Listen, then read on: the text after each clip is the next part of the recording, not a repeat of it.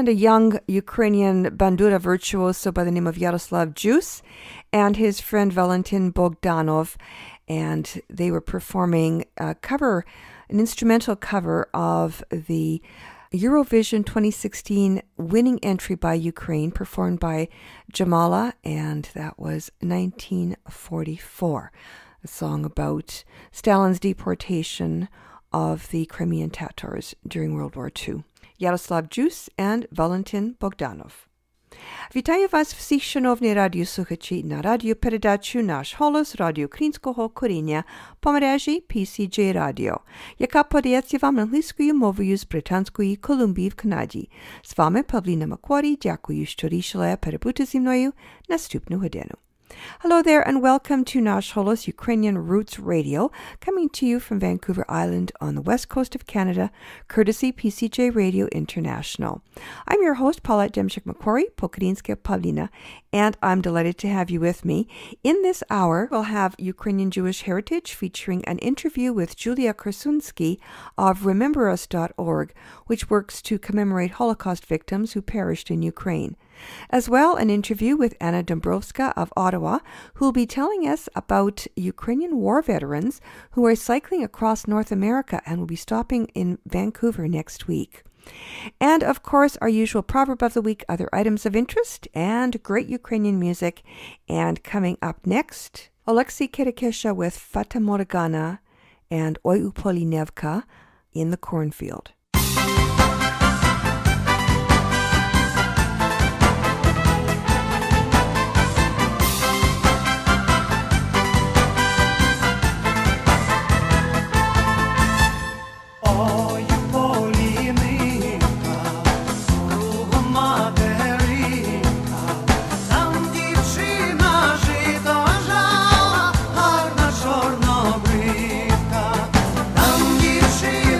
Жито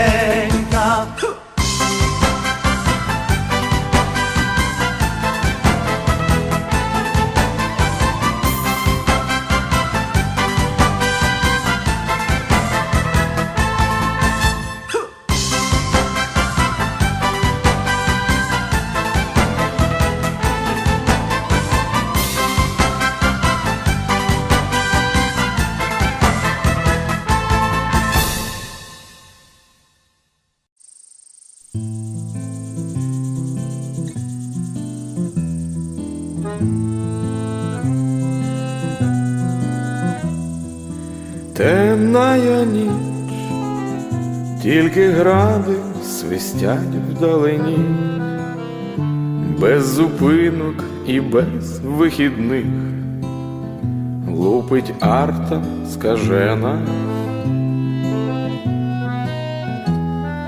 В цей пізній час ти, кохана, в Фейсбуці сидиш, видивляєшся вістки, зато молиш Бога за мене. Курва війна розлучила з тобою мене, але вона неодмінно колись скінчиться. Знаю, тоді знову ми, як колись, заживемо. Віра в це надихає мене,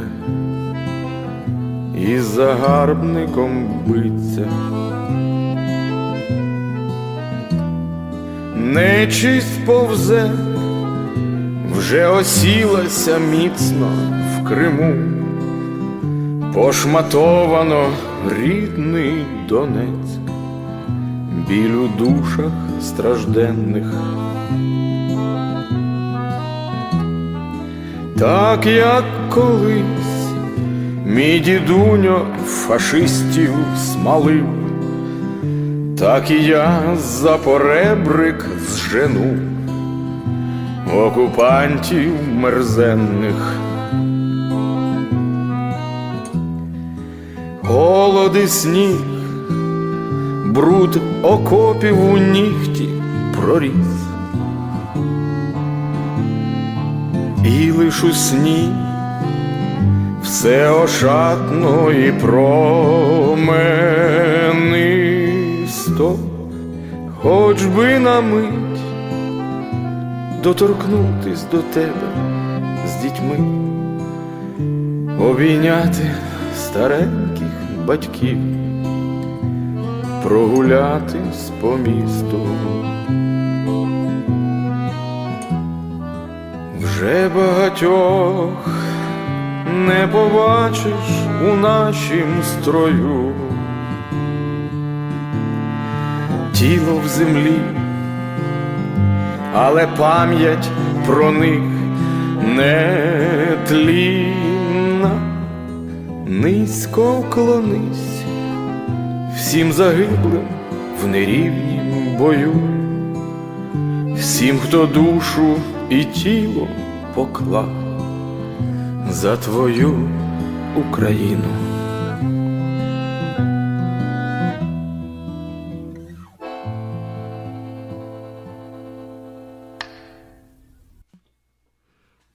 And that was Marko Sablich with a song called Temnaya Nich, Dark Night. And it is a song about a life in the war zone in eastern Ukraine today. Coming up next, Korenia, a folk group from the eastern United States, and folk dance Tarantali Tansok.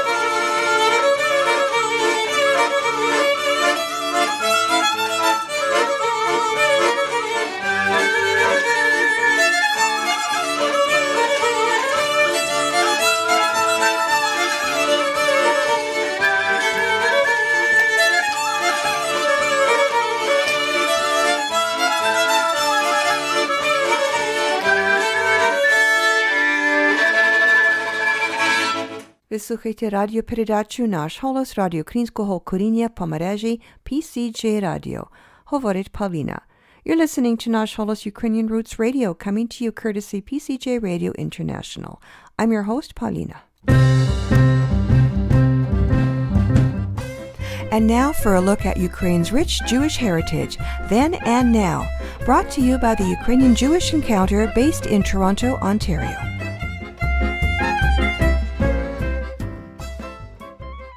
Today we'll be speaking with Julia Korsunsky, whose story we first heard on Nash Holos last year. Julia is the executive director of RememberUs.org, a nonprofit organization based in Massachusetts. Her organization is involved in commemorating mass grave sites of Holocaust victims, which include her great-grandparents and many of her other relatives. Last year, we learned about a project her organization is involved in, which is planting trees at killing sites in order to commemorate victims of genocide. These trees, by their very nature, are appropriately symbolic for this purpose. The trees have been planted at several sites now, and the project continues. However, it is just part of a larger endeavor, and Julia Korsunsky, executive director of RememberUs.org, has kindly agreed to tell us more about it. So welcome, Julia, to Nash Holos. Hello. Honored to be here. So it's great to connect. It was wonderful to hear your story, and it's nice. We heard your voice a little bit. Peter shared some of his recordings of your conversation, but it's nice to see your face. Well, I can see your face. Our listeners can't. But it's wonderful to connect with you on Skype, and thank you again for joining us. Now, we talked about the Metasequoia project. So just give us a little bit of a recap of how it all started. Well, it's a very long story how it all started. We can go as deep as to my childhood, but basically it all started with a memorial that is built on a place of atrocity in Kharkiv, which is a place called Drabitsky Yar. And it all started as a family project. We just wanted to commemorate my family and plant some trees there. And then we were picking up trees, and we decided that Metasequoia, as you just mentioned, is the most appropriate kind of tree because of its history and that it lives for a very long time. So we can create an ever-living memorial at that place. And when we started doing it, we realized that would be a very good, nice gesture, but no more than that.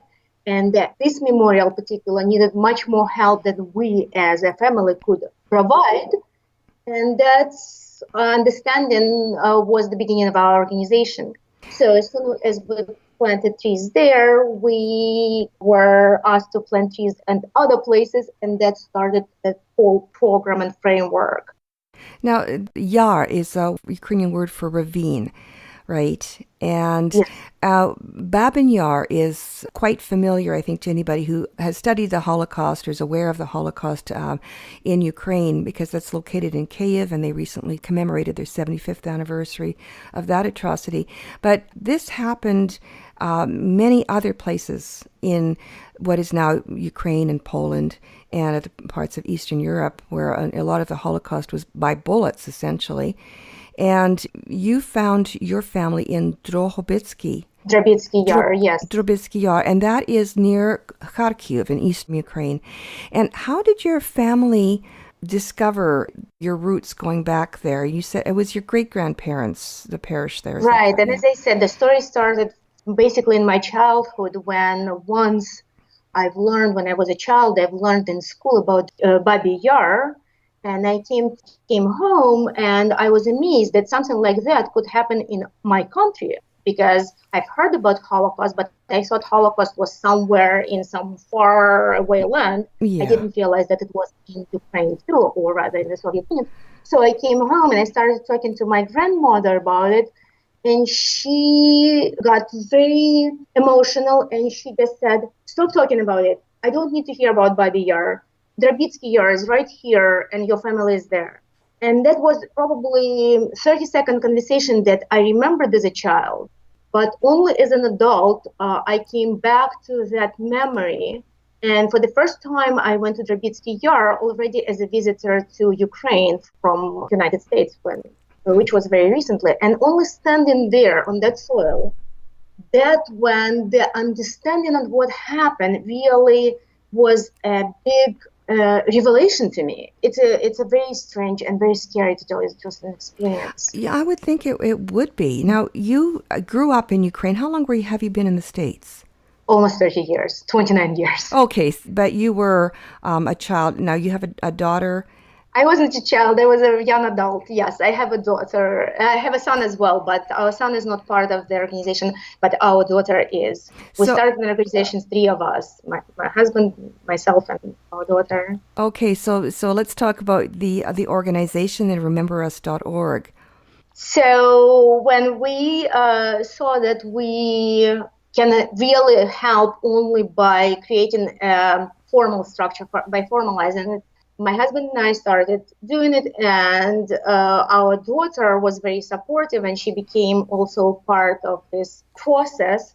And it took a few months for us to do all the paperwork. And within a few months, we went from 3 people organization, volunteer organization, family kind of organization, to 4 people, 6 people, 7 people, and now we are over 30 volunteers. Wow. 4.5 years later. Wow. We are all volunteer organization. There is no paid staff. Of course, we do pay money for work as expected, but ongoing projects are led by volunteers. The volunteers come up with ideas, and that's what we do.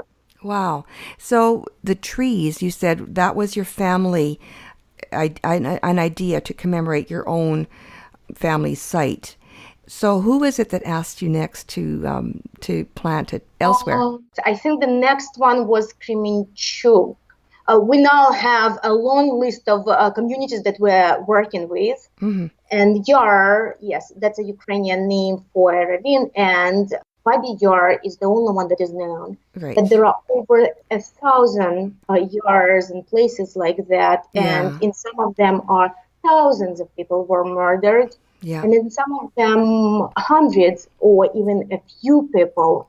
So we work with Lubny and Zasulya community, which is one place, kind of Lubny town and Zasulya village. We work with Kremenchuk, we work with Bila Tserkva, Mirgorod. We also work with Baby Yar as well. We planted metasequoia trees there, which was very symbolic to us as well. Mm-hmm.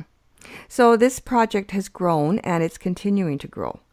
Yes, this particular project is part of a bigger framework that we call Last Mile. So Last Mile framework has multiple milestones. One of them is planting trees and just raising awareness, local awareness, that things happen right here, right in your backyard.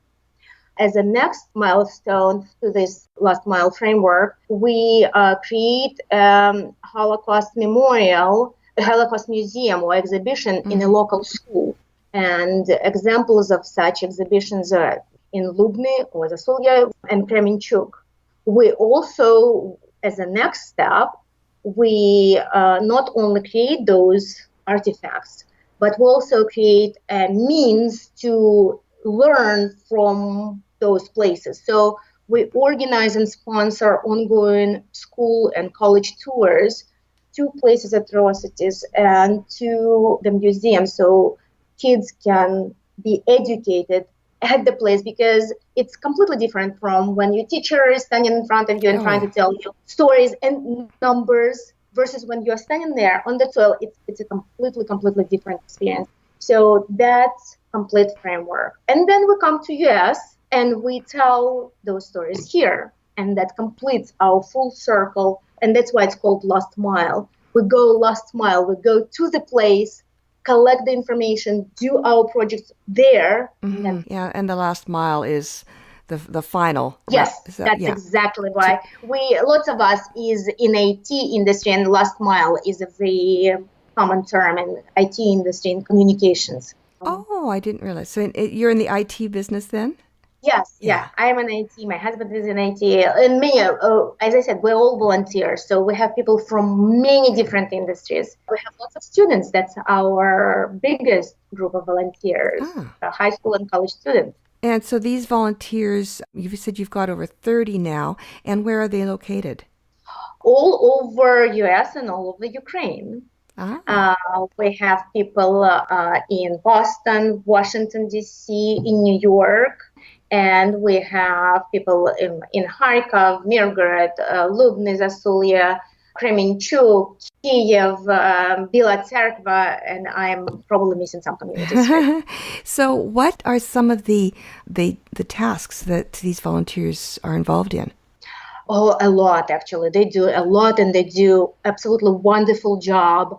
What's important to me that those volunteers have completely diverse background, and some of them Jews, and many of them are not. And that is very, very important to me, because I think only when we have this, when we work together, and it doesn't really matter what your background is, as long as you understand that it was tragedy that needs to be remembered, not only for the past, but also for the future, that next generation needs to learn about it, only then we can achieve some results. So, going back to your question, they help us to organize different commemoration and education events. For example, if you go to our Facebook page, you will see pictures of that. We have in the Sulia School Museum, we have a museum there, and there are kids, high school kids, who are tour guides in that museum, which is fantastic because they speak the language of their peers. They can connect to their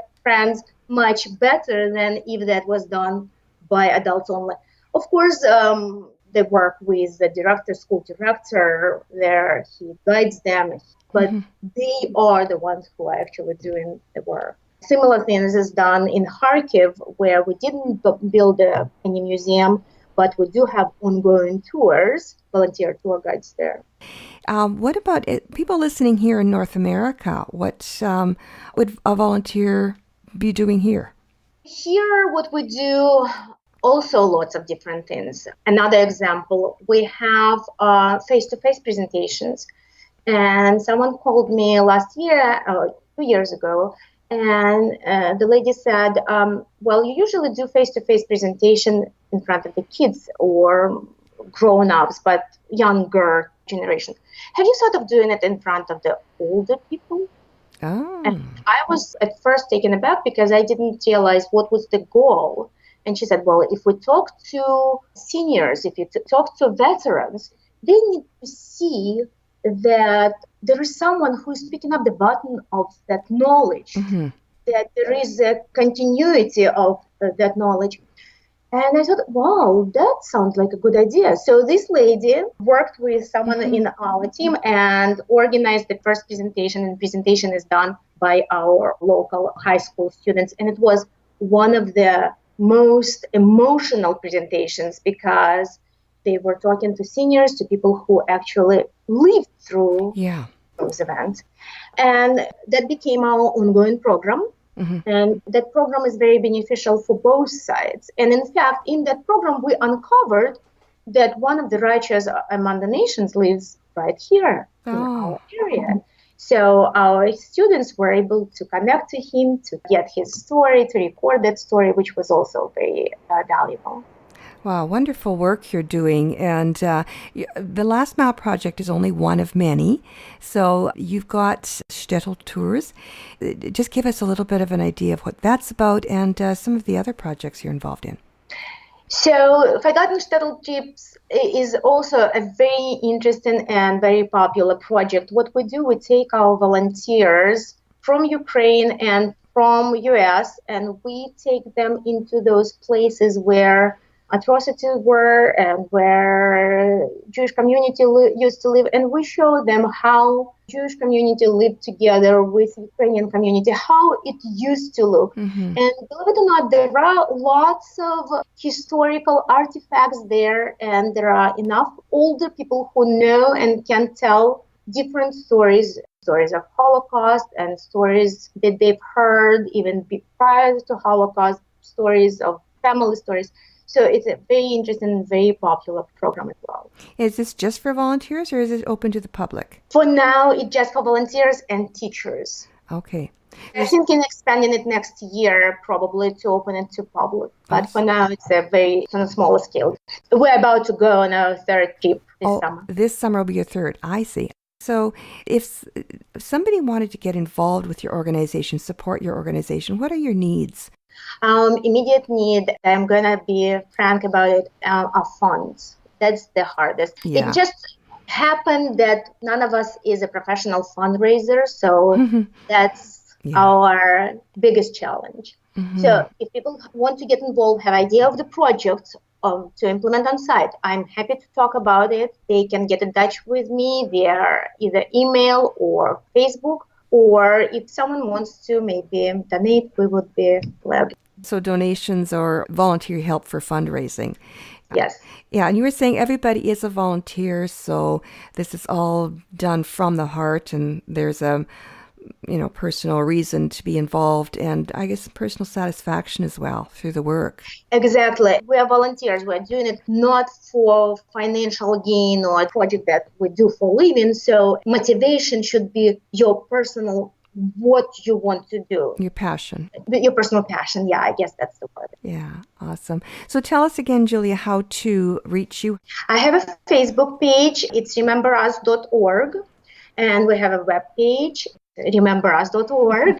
Very easy to remember, the same as the name of our organization. And my email is julia@rememberus.org. Okay, well, that's easy to remember. Great name, and also a fantastic project. Thank you so much for sharing your story and for the work that you do, for your passion to let people know that, yes, there was tragedy in the past, but we can learn from it. I think it's a special person that can share their personal tragedy and try to help others learn from it as well. So thank you so much for doing that, Julia. Thank you. Thank you. Ukrainian Jewish Heritage is brought to you by the Ukrainian Jewish Encounter based in Toronto, Ontario. To find out more about their work, visit their website and follow them on Facebook and Twitter. Transcripts and audio files of this and earlier broadcasts of Ukrainian Jewish Heritage are available at their website, ukrainianjewishencounter.org, as well as at the Nash Holos website, www.nashholos.com.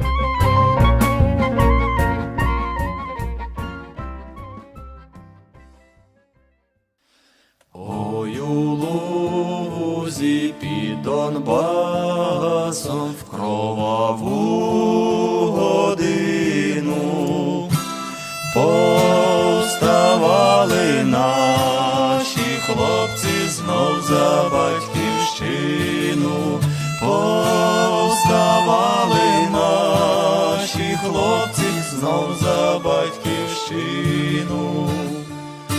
Україну злії люди хочуть зґвалтувати, тому стали українці її захищати, тому стали українці її захищати.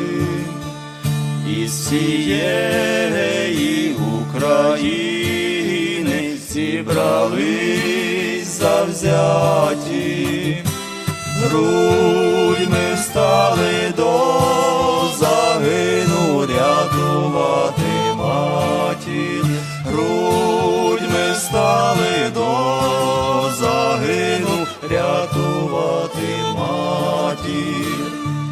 Ради смерті урагани, смерть носила люта, та не зможуть ці тирани в рабство нас закути, та не зможуть ці тирани в рабство нас закути.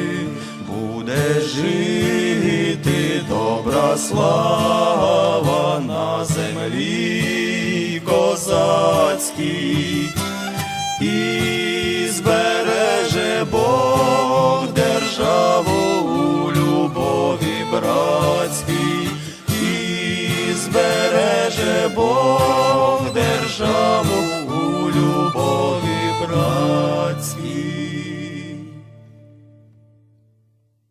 And Oris Lute with a song called Oi Uluzi Pi Donbassom, a meadow in the Donbass. Up next, Teen Sonsia with Yichale Kozake, Riding Cossacks.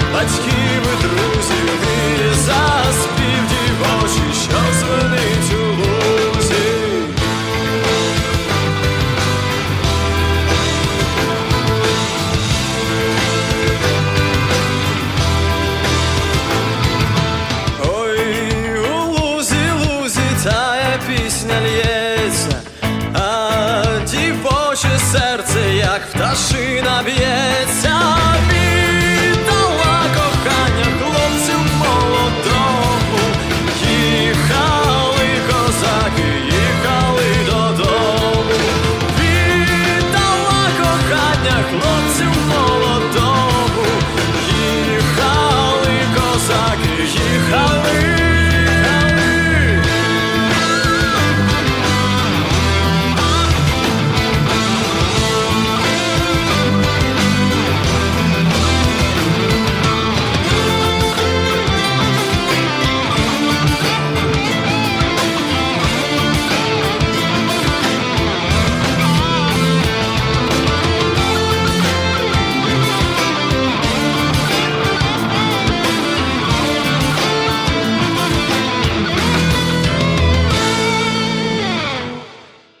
Ви слухаєте радіопередачу «Наш Холос» Радіо Українського коріння по мережі PCJ Radio. Говорить Павліна. You're listening to Nash Holos Ukrainian Roots Radio on PCJ Radio International. I'm your host, Pavlina.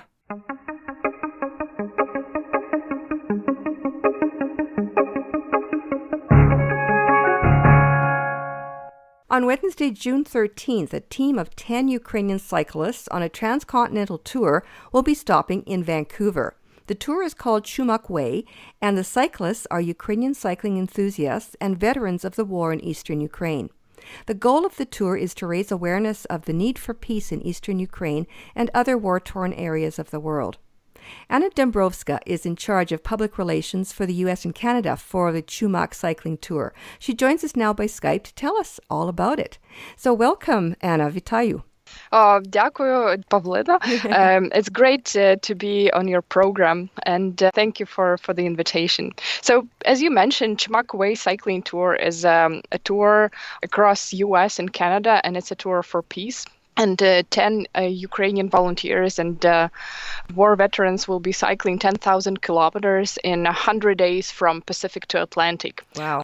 And it's going to be a team of 10 people. Some of them are veterans, as I mentioned, including the head, the person who inspired this tour, Kostantin Samchuk. He's a veteran of ATO. So everyone is welcome to meet with the team and join the tour. And the cyclists actually would like to invite as many people as they can. So to join them on part of the journey. Right, yeah, because the idea of this tour is to raise awareness about what's happening in Ukraine and to bike for peace in Ukraine. And this is something we have to remind people over and over again that the war hasn't ended and there is a big need for peace and to join efforts to actually end the war in Ukraine. Yeah, and so this tour would be a good way of raising awareness for it and letting people know about it and somehow put pressure on Mr. Putin. Well, in the end, it's also important to establish connections. So Ukrainians in Ukraine don't know much about Ukrainians in US and Canada, and it's a good opportunity to connect and also to thank Canadian and US citizens for the help they provided while Ukraine is in such a difficult situation. So it's a tour of thankfulness. It's a tour of building bridges between Ukrainians all over the world and being grateful to Canadian and US citizens for the help they provided. Participants of the tour also believe in a better future for Ukraine without war because many of them have participated in Euromaidan since its first days. Serhiy Konoval, who is a tactical medicine specialist, he spent a year in Euromaidan and then he had to go and serve in eastern Ukraine.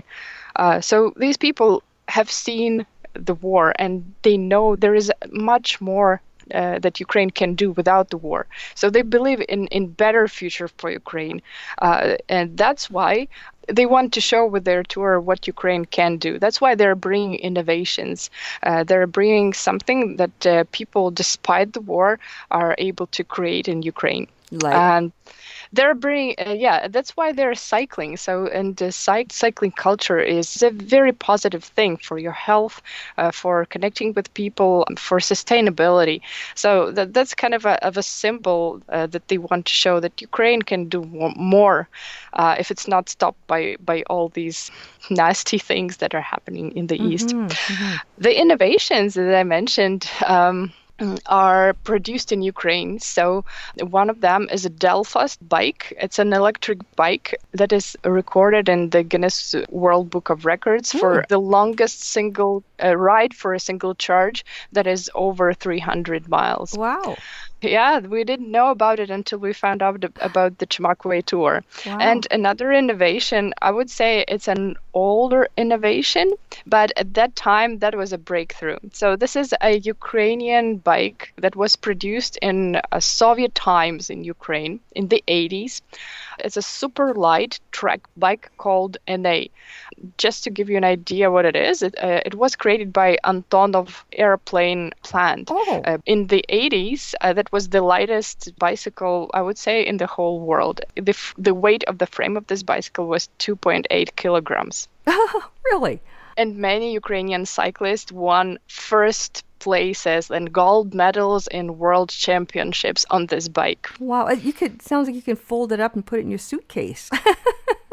So at these stops that they're making on their tour, then are they inviting people to come and see what they are? And are they going to be demonstrating or displaying these cycling innovations?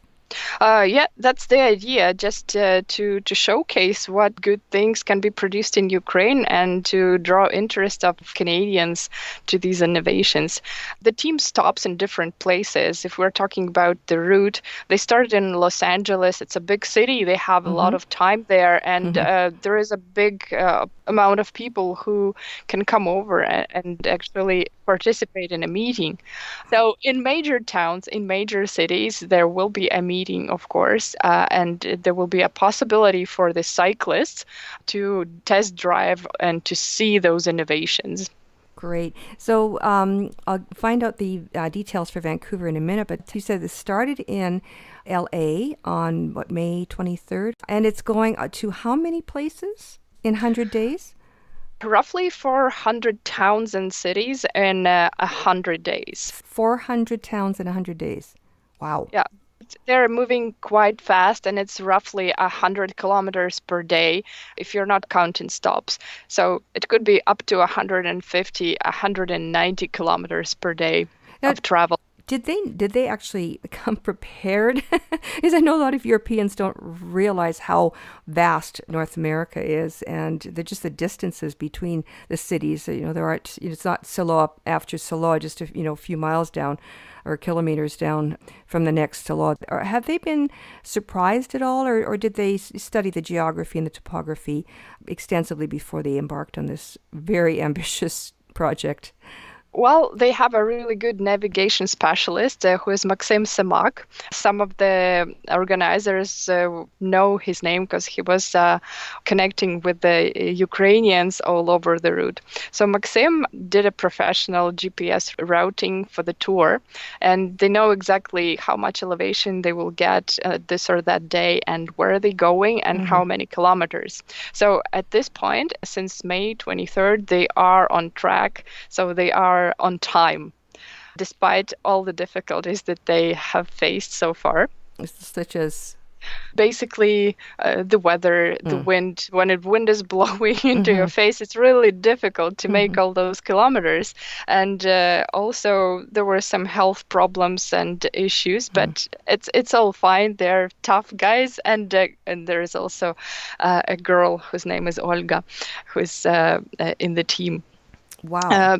And also, they definitely have experience. So previously, they did a couple of journeys. One of them is called East-West. The idea of that trip was to cycle from eastern Ukraine to western Ukraine, kind of a uniting Ukraine and spreading awareness about what the veterans have seen in the East. Because sometimes we just live in our closed space and we don't know much and we don't know the truth. So what is very valuable in the arrival of the veterans with the cycling tour is the opportunity to ask them questions. How does it look like? What is really like there in the East?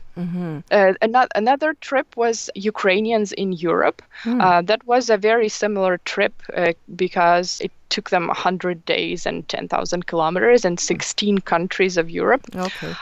So that was a good preparation for the North American tour. Okay, fair enough. So when are they coming to Vancouver and where?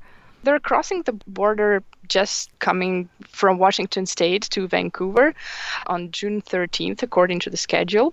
And the Ukrainian Canadian Congress, British Columbia, will be meeting them there and filming this meeting there at the border.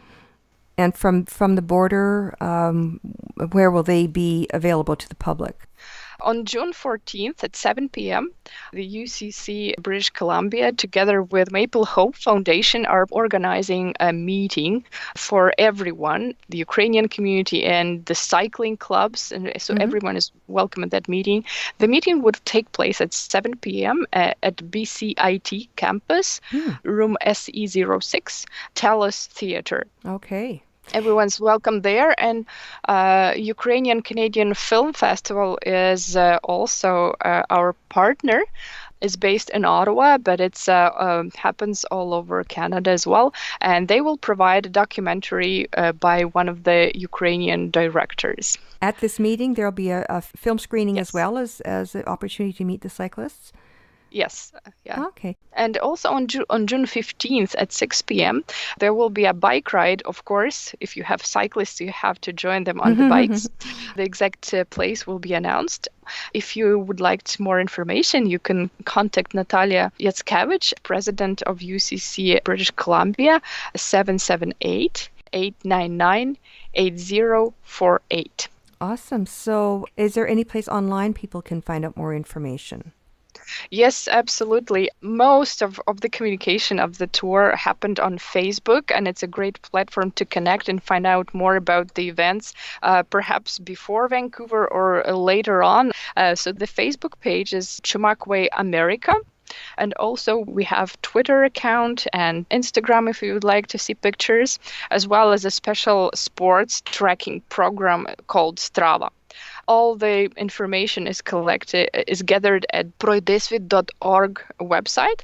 That is PROIDYSVIT, proidesvit.org. Okay, so all of that is somewhere online, and all you need to do is just do a search for Chumak Way. Is that correct?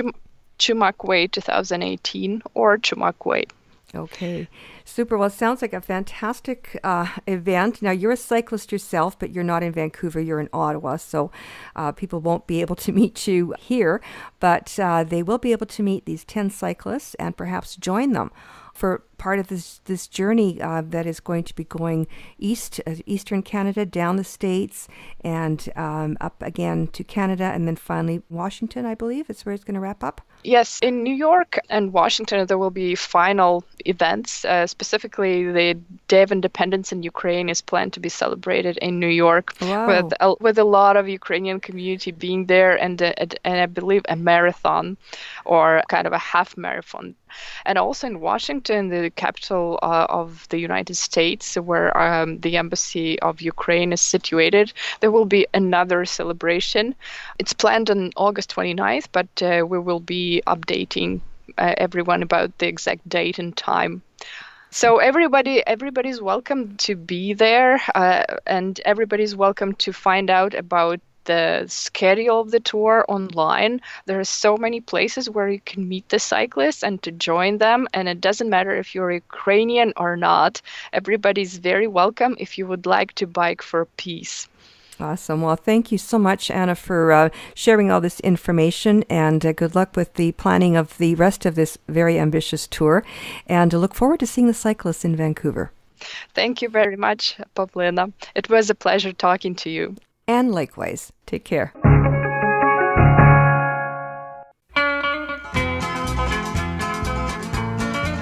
Це наша земля, це наші поли, від Галіфакс до Другого моря. Це наша земля, це наші поли, це є наш новий край. Як я приїхав до цього краю, я видів горе, ліси і морі, тут була пуща і файне поле. Це є наш новий край. This land is your land, this land is my land. From Buena Vista to Vancouver Island, from the Arctic Circle to the Great Lake waters, this land is made you and me. Це наша земля, це наші поли, від Галіфакс до Другого моря. Це наша земля, це наші поли, це є наш новий край, це є наш новий край, це є наш новий край, це є наш новий край. And Mickey and Bunny with that classic, Це наша земля, This Land is Our Land. For the very best in Ukrainian programming, tune in to Nash Holos Ukrainian Roots Radio here on PCJ Radio International on AM, FM, shortwave, and satellite radio. If you missed the live radio transmission, you can get the podcast links at our website, www.nashholos.com.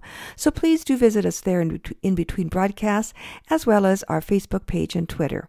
There's also a link there to our Patreon site, and I hope you'll consider following and engaging with me there, as well as supporting the show by following our page or becoming a patron. Incidentally, you can also support the show at no cost to you through the Amazon links found at the Nash Holos website. Again, that's www.nashholos.com. I love to hear from you, so please send your comments, suggestions, dedications, and requests. Your comments are always welcome. На жаль, ми вже скінчили нашу програму. Пора нам прощатися на ще один тиждень, але перед тим я хочу залишити вас такими словами мудрості. Земля також хоче свого. Щоб від неї взяти, треба спершу її давати. And our proverb of the week translates as, the earth also expects its due. In order to take something out of it, you must first put something in. And with that, our program has come to an end. We have one last toe tapper for you by the Canadian Rhythm Masters of Winnipeg and the 7 Steps. I'm Pavlina. On behalf of all of us here at Nash Holos and PCJ Radio International, thanks so much for listening. Until next time, do побачення.